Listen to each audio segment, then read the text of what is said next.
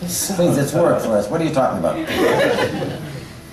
So would you just get a call for that kind of thing? Because I know Shane was called in for a few of those tiny little voiceovers, and just say, you know, are you free? Can you nip down and just do a couple of? Yeah. Yeah. You mean like this was for the for say the odd bit in Scarlet when they just wanted a. Yeah. Basically, yes, I'd get a phone call and say things like, "Would you go in and doors shutting, doors closing?" I had to do some very funny things. I'm trying to think some funny things I had to do on that. I can't remember. Yeah. But I had to do that. And nice to see Ed.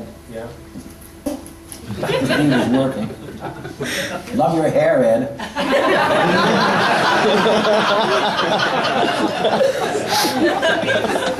It's not mine, Matt. You have done a lot of musical theatre. I have. Was that a conscious decision, or did you go? Oh yes, I know, very well. Let's face it. 60s, 70s, 80s. There was only a limited amount of English plays, American plays that you know, and musicals appealed. And West Side Story opened a lot of people's eyes about that you could make something real out of a musical rather than just standing on stage going, "Oh, what a beautiful morning," you know, something a little more.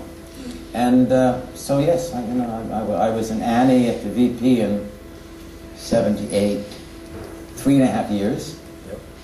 At the Victoria Palace, playing Bert Healy, and I took over the last 2.5 years, Rooster.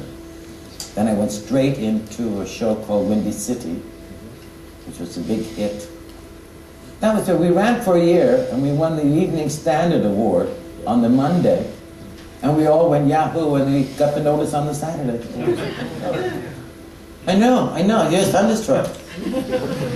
But it's true. Nothing happens. No, nothing happens. There's no unemployment, which is fair enough, I know. And everything closes at 9 o'clock at night. Trying to get something to eat. It was one Indian restaurant we always... No. Ed Bishop was once telling me, name dropping, you see.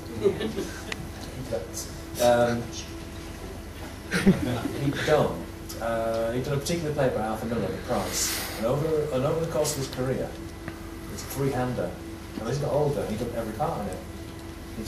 Now, have you found that, you know, as you've got more mature and worldly, that's the parts that you get, you know, you turned up in the same play as different parts with the span of years. Yes.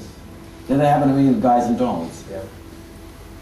I don't want it. God, I played everything with Guys and Dolls. I originally played Sky years ago, before I came to this country. Then I did Nicely, Nicely Johnson in Leeds. Then I did a production in Coventry. Did Nathan. We did a recording for the BBC with Mandy Patinkin, and I played Harry the Horse. I know the show. So that's how it does it. There's a terrible problem about see, Ed. I always said Ed was old anyway, even in school. He used to say, because he had the very deep voice, and he was. I used to say, "You're old. You're an old man. You'll be playing old man parts all the time, you know."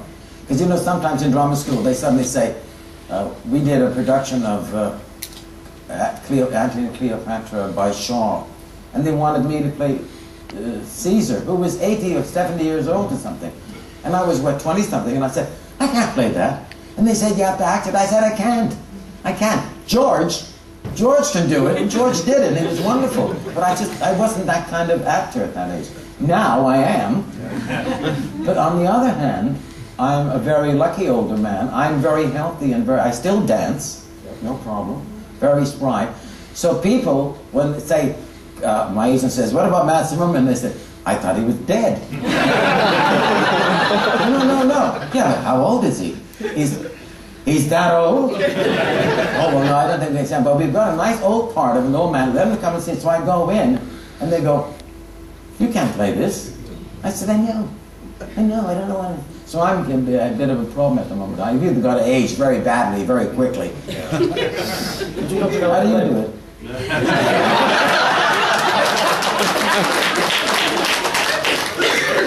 Oh, you gotta laugh. Yeah. Good genes, that's how I do it. Oh, good genes. I'd say that pick your parents, I agree. Yeah. Do you know yours?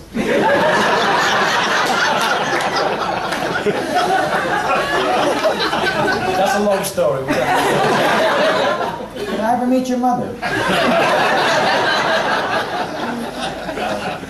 What George knew my father?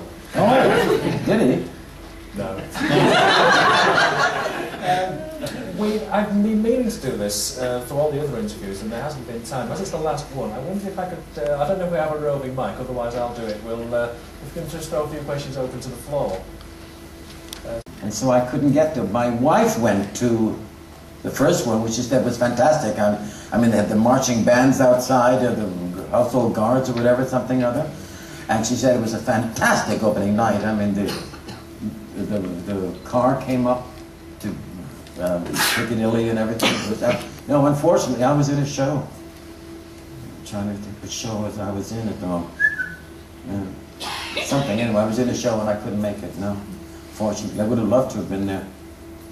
Loved to have been there. But is that it? Lorraine. Ah, Lorraine. No. Can't come to my house. I asked this question of Shane yesterday, so I'm going to ask you. As an actor, what are your superstitions? Hey, what? Superstitions. Do you have any superstitions as an actor? Superstitions! Yes. Oh, yes! Let me tell you. Yes, I have to do this before I walk on stage. First time on stage. First, and in the evening. If somebody whistles in the dressing room, I go crazy. God, a lot of them. Don't leave soap in your dressing room, because that's bad luck. I've got quite a few, actually. I've got quite a few superstitions, yeah. One is never trust a lady in white holding a camera.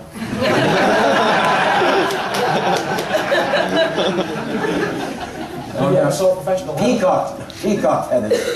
Yeah. And green. They don't like green on stage. There we are. Yeah. No, that's a well-known one, a peacock and being known as an unlucky bird. Is it what? A peacock being known as an unlucky bird. I have heard that before. Oh, it's not a naughty bird. It's not just you. It's not a naughty bird, it's fire.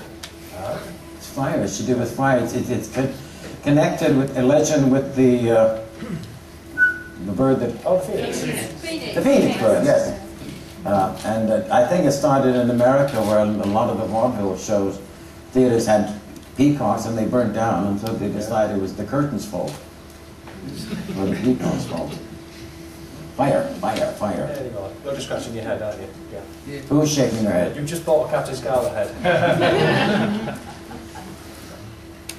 Hi. Have you ever considered taking up stand-up comedy?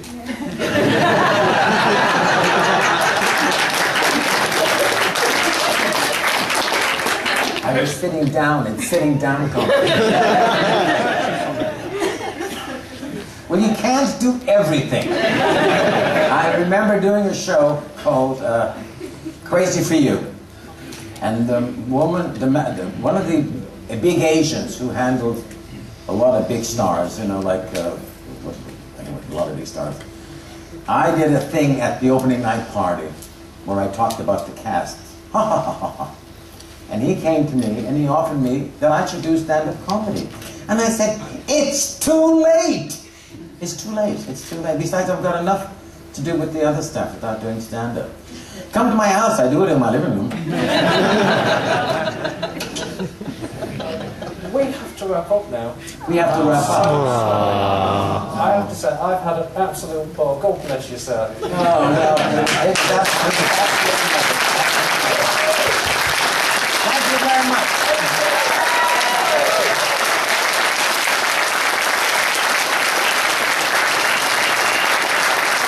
There's a song from a show I did in West End called City of Angels. And the song is, I'm nothing without you. And that's what I am. Thank you.